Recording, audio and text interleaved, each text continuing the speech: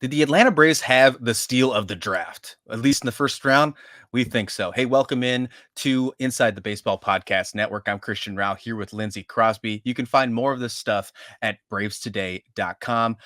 Cam Caminiti, what an interesting pick for the Braves here, Lindsay. First round, he signs with the Braves. Not only does he sign with the Braves, he gets it under slot, which is full slot value, I guess you could say, which is under expectations.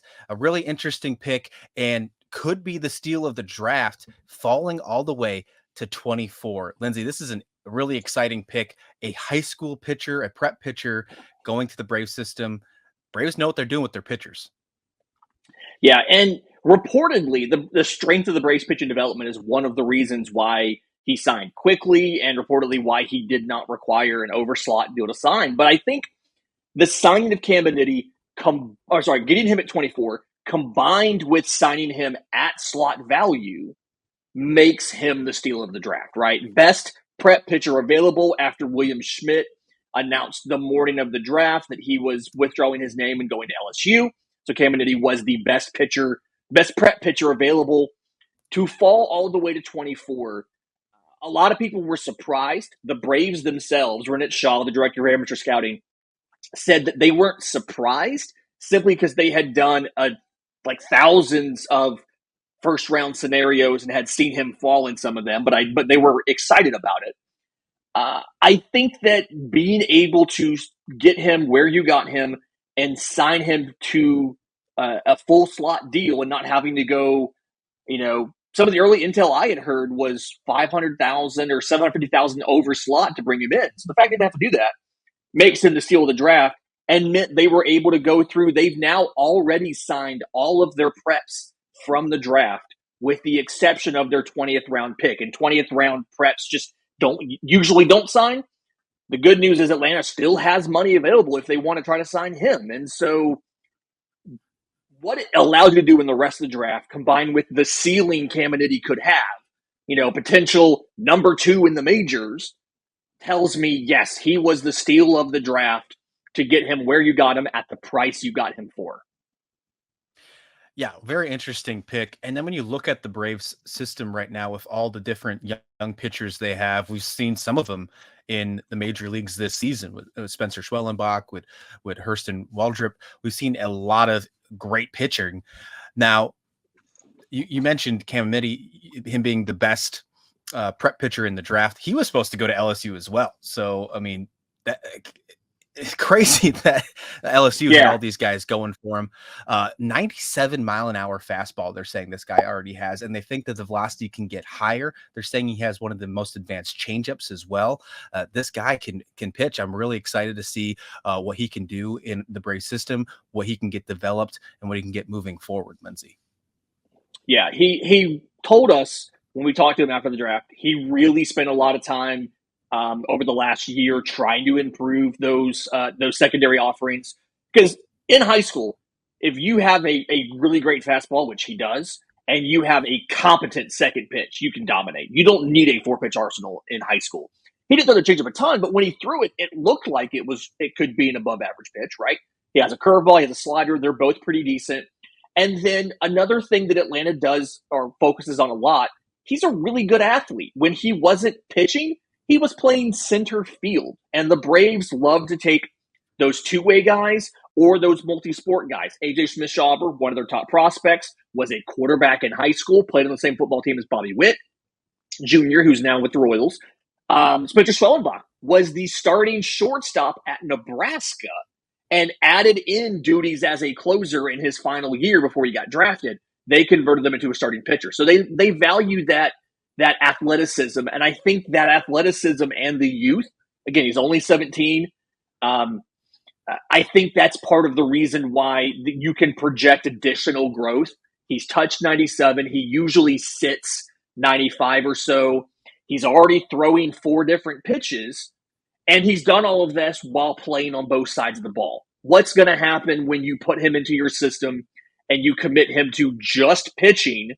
You get him in a professional weight room. You get him in a professional nutrition plan and everything. I think that's why you see the ceiling could be top of the rotation with Caminiti, and it's just again to get him at 24 is just a great get and a steal, as we've been saying. You have to love it that there are multiple people in multiple prospects in the Braves system right now that you could say have top of the rotation stuff. That's a great thing to have for with Mm-hmm. already the rotation they have now, barring injuries, of course. And we're going to get into injuries here in just a minute. Barring Yeah. injuries, they already have a fantastic rotation. Then you have all of these people ready to go, all these other prospects ready to go for years to come. It's a very exciting thing for Braves fans. It seems like they are just retooling and just getting ready for the next years to come. Alex Antropoulos, I mean, he knows what he's doing. Scouting directors know what they're doing. Let's see if Alex Antropoulos knows what he's doing come July 30th, which we're going to get to at the end of this episode. But let's talk about the injury news. There is plenty of injury news to go around for the Atlanta Braves, unfortunately. Both of them came out on Sunday. Max Fried, 15-day IL. I know you mentioned this. You talked about it with Ben over on the Braves Today episode. But big injuries to Max Fried. And then, of course, in the game, in the series finale against the Cardinals on Sunday, Ozzie Albies got hurt, fractured himself. He's out for 8 weeks. Not good.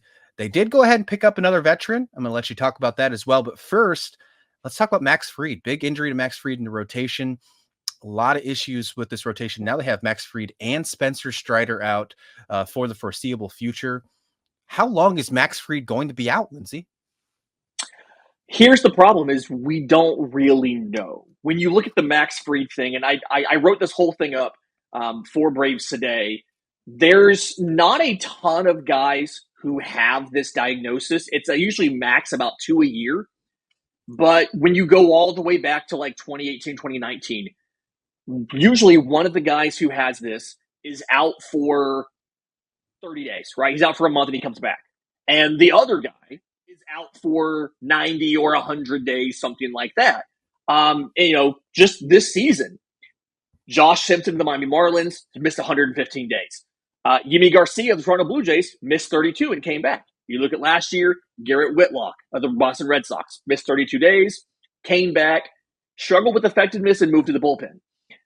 Reliever Ben Joyce of the Los Angeles Angels missed 92 days. And so, that's the issue is you don't know how long it's going to take. Now, Fried told us that everything was fine on the imaging, right? Nothing structural, nothing muscular. It's just inflammation of a nerve.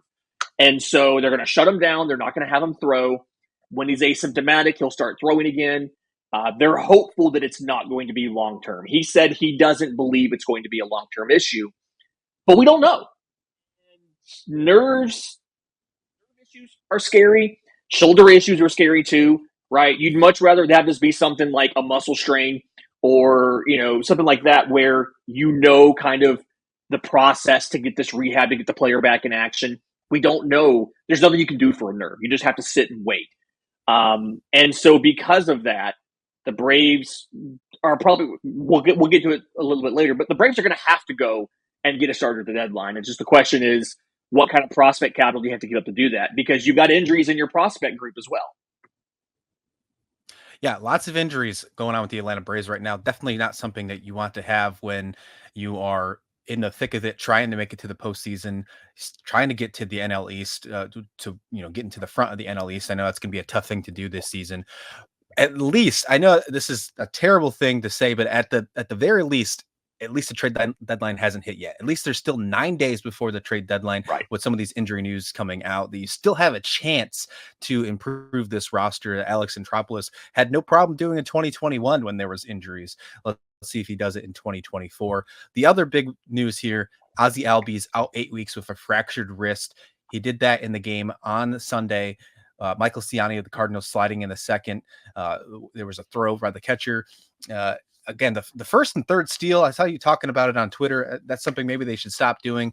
But regardless, Ozzie Albies out for the next 8 weeks. Probably won't see him back until close to postseason time.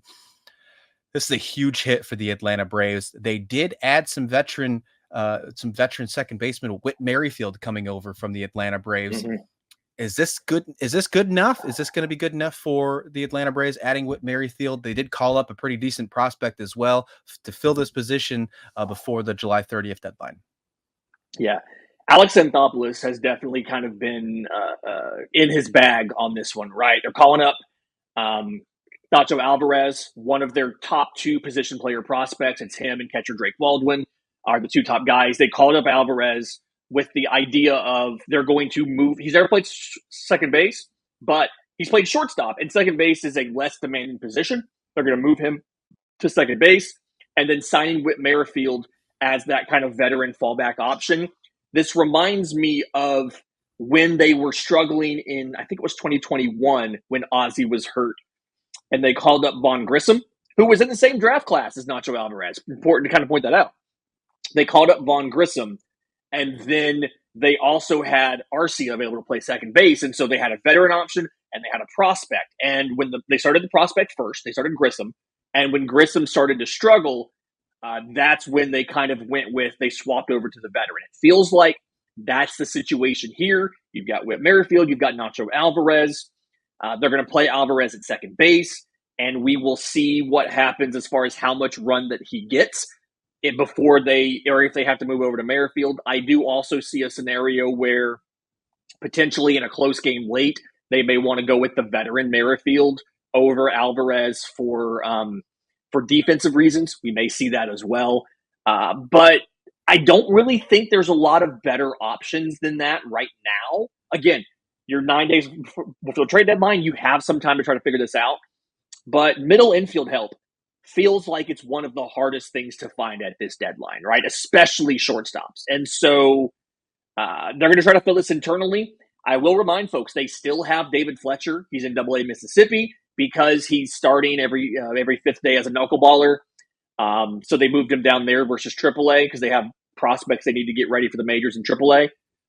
But they do have that as another option in the organization as well if they need somebody else to try to step into the major league level.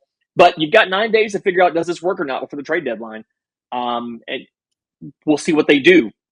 Alex Anthopoulos, here's the thing. He's earned the benefit of the doubt because Definitely. just about every trade deadline, most of the deals he has made have worked out, right? There's a couple things here and there. Brad Hand struggled a little bit last year when he came over. You didn't get a lot of return out of Richard Lovelady in 2021. But a lot of the other moves, Joe Jimenez, all of the outfielders in 21, for the most part, he brings a guy at the deadline and the guy performs well. So he gets the benefit of the doubt here. And Alex Anthopoulos we trust. Let's see what happens between now and the end of July. But I think they can get by with this for the next 8 weeks at second base. Yeah, I mean, it probably shouldn't be a priority anymore with the way that the rest of the team is dealing with injuries.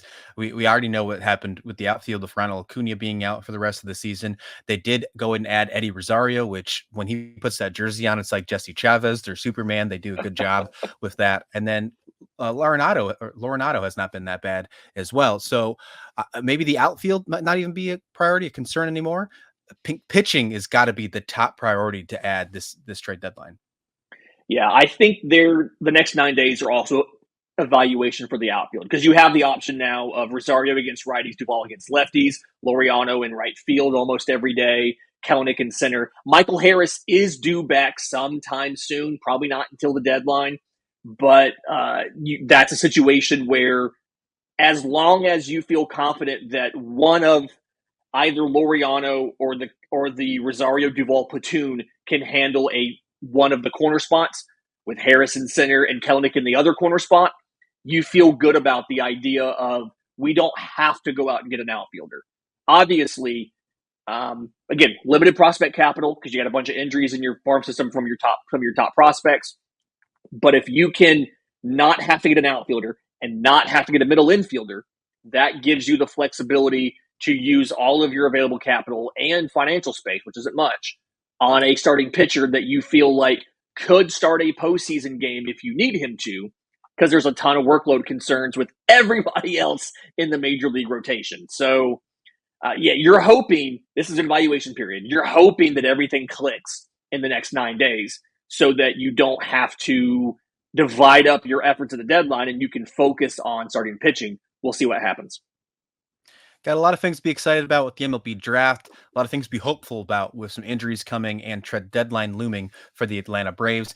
Let us know all your thoughts in the comment description below because it's going to be a crazy next 8 days and really the crazy next second half of the season for the Braves as they work their way towards the postseason. And hey, the NL East is not out of the question yet. I know it's going to be a tough one, but you know, it's going to happen. There's a possibility that it could still happen. So keep that in mind. You can find more of this stuff at bravestoday.com.